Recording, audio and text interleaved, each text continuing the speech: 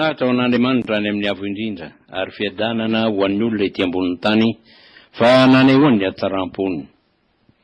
Dia io tononkirany anjely tamin'ny alina nahaterahan'ny mpamonjy io no ifampiarabantsika misy santatra izao taona vaovao 2024 izao.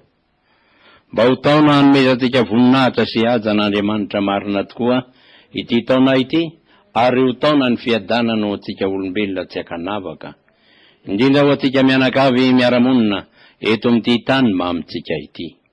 Ankoatra ny firarintso dia nambarany Monseigneur Dom Maria Arsène Razanak'olona teto fa mitony asany FFKM ary tsy miova amin'ny resaka fampihavanana izay ahitana dingana efatra, tsy izany fa ny fiekekeloka, fibebahana, famarinana ary fihavanana. Ezaka nampandiniha tenany tsirairay teo anaten'Andriamanitra iny, ka ekena heloka rehefa tsy netiny natao, ka hiroso amin'ny lalam-pibebahana avy eo.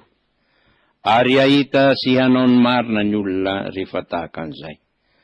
Olona toy izany no afaka hiroso amin'ny fampihavanana ka hampisy fiadanana eto an-tany. Zanahary anefa tsy mitahamandry fa mila ny ezaka avy amin'ny olombelona izay nomeny saina hikaroka amin'izay mahasoa azy, fa tsy handray vonona fotsiny, fa handray an-tanana ny fiainany.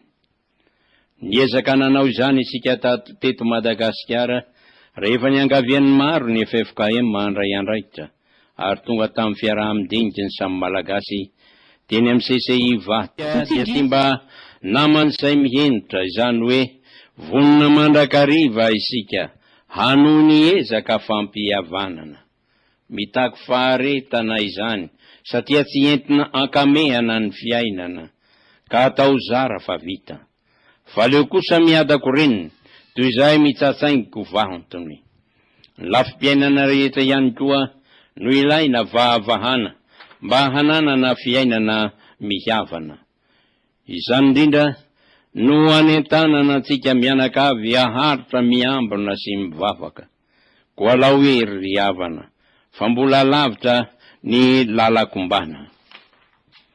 Eto dia mbola makahery antsika rehetra indrindra ireo faritany FFKM hanao vavaka totoafo mba hanomezan'Andriamanitra antsika ny fiadanany sy ny fihavanana ao aminy. Dia ho tany sambatra ity Madagasikara antsika ity.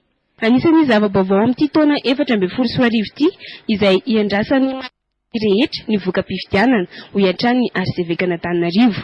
Araka izany dia miangavy ny malagasy rehetra tsy hakanavaka ny tenany mba ho tony.